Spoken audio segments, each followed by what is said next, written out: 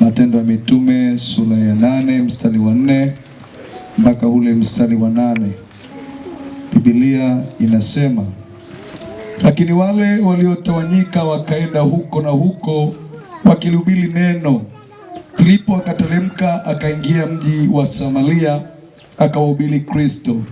Na makutano kwa nia moja wakasikiliza maneno yale yaliyosemwa na Filipo. Walipoyasikia na kuziona ishara alizokuwa akizifanya, kwa maana pepo wachafu wakawatoka wengi waliopagawa nao, wakilia kwa sauti kuu, na watu wengi waliopooza na viwete wakaponywa. Ikawa furaha kubwa katika mji ule. Amen. Yesu ni Kristo. Tunaposoma habari hizi za mtu mmoja katika Biblia anaitwa Filipo. Filipo anapokwenda katika mji wa Samaria, Biblia inaeleza wazi watu ambao waliokutana nao katika mji wa Samaria. Watu hawa katika mji wa Samaria walikuwa wakisikiliza yale mafundisho na yale mahubiri ambayo Filipo alikuwa akihubiri. Sasa wakati akiendelea kuhubiri, Biblia inasema walipoyasikiliza na kuziona ishara alizozifanya. Ishara hizi zote Filipo anazifanya, kuna jina moja pekee ambalo Filipo alikuwa akilitumia. Napenda sana ule mstari wa 5. Biblia inasema Filipo akateremka akaingia mji wa Samaria akawahubiri Kristo. Tafsiri yake moja, watu wa mahali pale waliziona ishara zilizokuwa zikitendeka kwa njia ya Kristo Yesu ambaye alihubiriwa katika mazingira yale.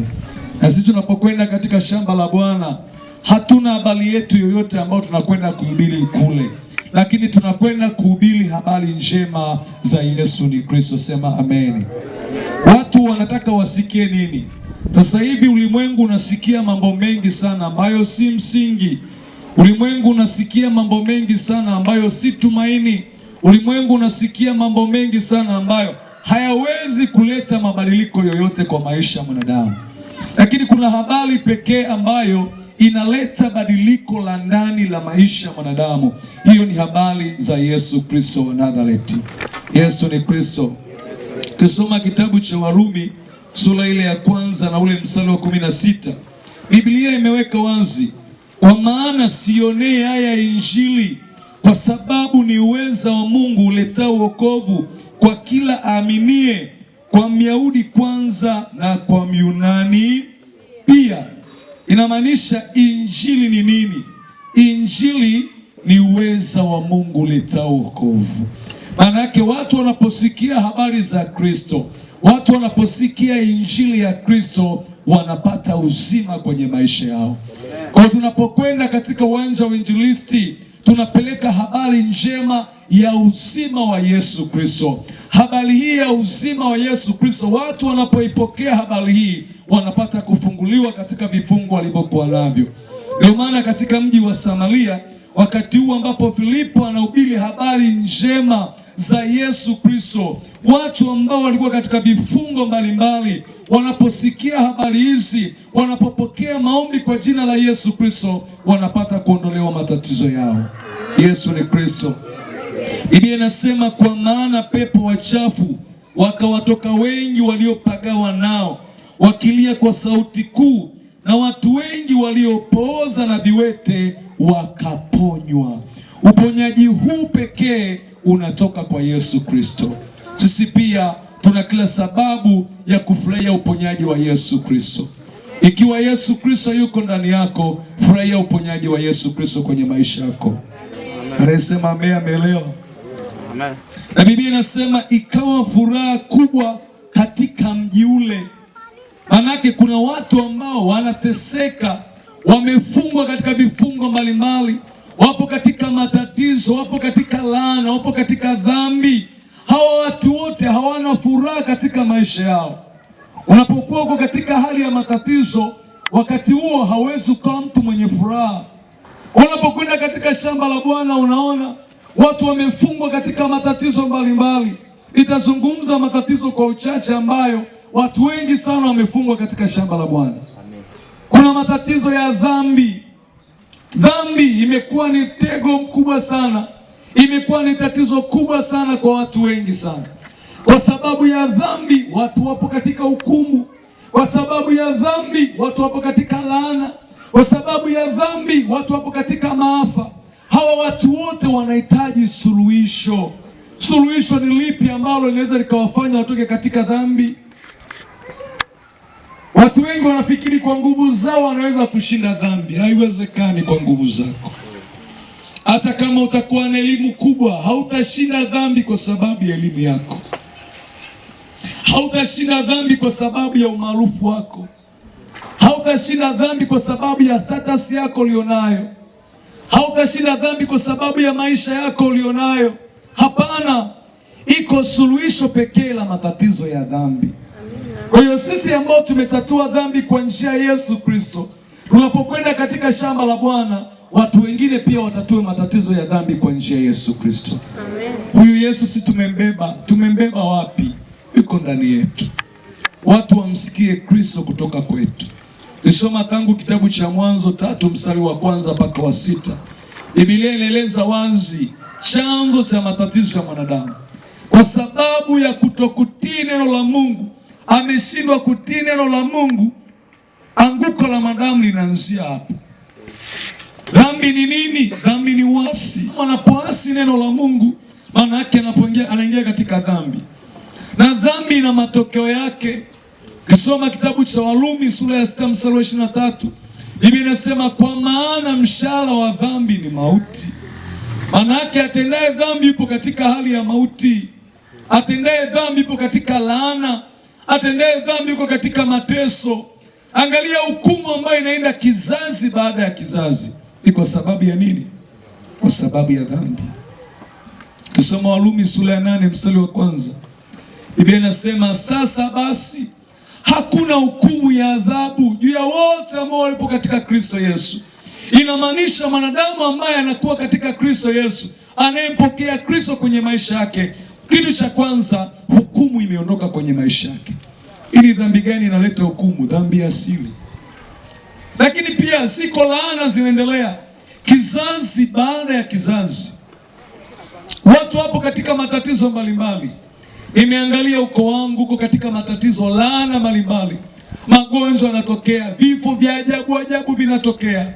Hii ni laana inatoka kizazi baada ya kizazi, ni kwa sababu ya dhambi ya kurithi. Nafikiri dhambi ya kurithi inatatuliwa kwa njia ya kutoa sadaka. Watu wengi sana wametoa sadaka nyingi ili kuweza kutatua matatizo ya dhambi, laana ambazo ziko kwenye maisha yao. Nafikiri ukitoa sadaka unatatua matatizo ya laana kwenye maisha yenu. Kwa hiyo utaona watu wanateseka na laana mbalimbali. Giza limetanda kwenye maisha yao. Wengine ni magonjwa aina moja yanatesa ukoo mzima. Mimi nimeona kwetu vifo vya tofauti vya aina vinatokea katika hali ya mfanano. Suluhisho ni nini? Watu wanapompokea Kristo kwenye maisha yao, ndipo wanapopata suluhisho la matatizo ya laana kwenye maisha yao. Amen. Sisi pia ambao tumempokea Yesu Kristo, tukatatue laana kwenye maisha yetu. Angalia laana iliyoko ndani yako. Angalia laana kwa wazazi wako. Angalia laana kwenye ukoo na familia yako. Suluhisho pekee ni Kristo Yesu kuingia kwenye maisha yako. Huu ni ufalme mpya ambao ukiingia ndani yako unaleta mabadiliko. Kwa nini tunapaswa kuanzisha ufalme wa Yesu Kristo kwenye maisha yetu? Kwa nini tunatakiwa kuangaza nuru ya Yesu Kristo? Maanake wakati ule nuru ya Yesu Kristo inapotawala, tunaona ndipo mwanzo wa matatizo yanapoanza kuondoka. Wangu nimeona matatizo mengi ambayo yameendelea kuondoka, yanaisha taratibu.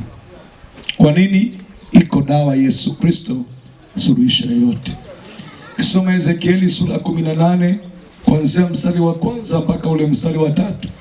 Anaeleza wazi kwa habari ya suluhisho la dhambi ya kurithi. Kulikuwa kuna methali moja katika nchi ya Israeli. Methali hiyo inasemaje? Baba wanakula zabibu mbichi, lakini wanaopata ganzi ya meno ni nini? Watoto. Hii inadhibitisha wazi kitabu cha Kutoka 20 mstari wa 4 mpaka wa 5.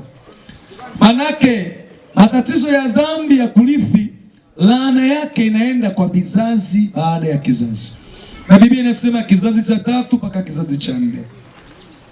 Sasa pale baba wanakula zabibu mbichi, lakini wanapata matatizo ya meno ni nini? Watoto. Ina maana gani? Laana inatembea kizazi baada ya kizazi. Kuna watu wananielewa mahali hapa, wanapangalia maisha yao nyumbani, familia zao nyumbani. Usiposimama wewe kutatua matatizo ya familia yako, usiposimama wewe kutatua laana inayoendelea kwenye maisha yenu, laana itaendelea kizazi baada ya kizazi.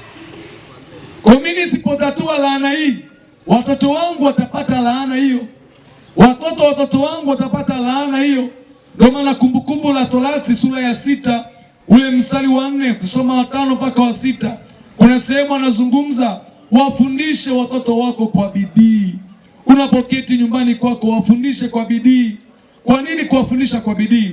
Maana kama kizazi chetu tusipofundisha kwa bidii, tusipotatua matatizo ya laana, tutaona wanaendelea kuteseka zaidi na zaidi. Suluhisho ni nini? Kisoma Ezekieli 18 mstari wa 3. Anasema kama vile mimi nishivo Bwana Mungu, hamtakuwa na haja ya kuitumia mithali hii tena katika Israeli. Ina maana gani? Kristo Yesu akiingia kwenye maisha ya watu, matatizo ya laana yanaondoka. Ninakubariki pia matatizo ya laana yakaondoke kwenye maisha yako. Watu wanaokutana na wewe pia wakapata suluhisho kamili kwenye maisha yao. Amini ni wachache, kwa sababu hao wanasikia, wanataka kutii, wanataka kwenda watende, waone mabadiliko, watu wakipokea mabadiliko kupitia maisha yao. Ninakubariki ukawe ni mmoja wa kuleta mabadiliko kwa watu wengine. Kwa matatizo ya dhambi yamekuwa ni matatizo shida sana. Lakini pia dhambi aina ya 3 ambayo imekuwa inaleta shida, maafa yanaendelea kizazi baada ya kizazi. Ukisoma kitabu cha Mwanzo sura ya 13 mstari wa 13, kinaeleza vizuri kwa habari ya watu wa Sodoma. Walikuwa ni wabaya sana, wanatenda dhambi nyingi juu ya Bwana. Kwa sababu ya dhambi ya Sodoma na Gomora, nini kimetokea kwao? Maafa yametokea. Leo maafa mengi yanaendelea kutokea katika ulimwengu. Sababu ni nini? Sababu ya dhambi. Watu wanatenda dhambi sana. Kwa kama dhambi itaendelea kutendwa kila wakati, matatizo yatazidi kutokea katika jamii. Matatizo yatatokea katika nchi. Matatizo yatatokea katika ulimwengu wote. Kama tunavyozidi kuona, hali sasa hivi mambo mengi, ndoa za jinsia moja zinaendelea, mauaji yanaendelea, matukio mengi yanaendelea. Kwa sababu ya dhambi hii, maafa mengi yanaendelea. Nani mwenye kuweza kuondoa maafa katika ulimwengu huu? Ni mtu mmoja aliyeshika agano, Kristo Yesu. Ni mtu mmoja anayehubiri injili ya Kristo. Kama tukihubiri injili ya Kristo kwa watu, watapokea suluhisho kwenye maisha yao. Ninakubariki ukawe ni mtu wa kutangaza injili ya Kristo kwa watu wote.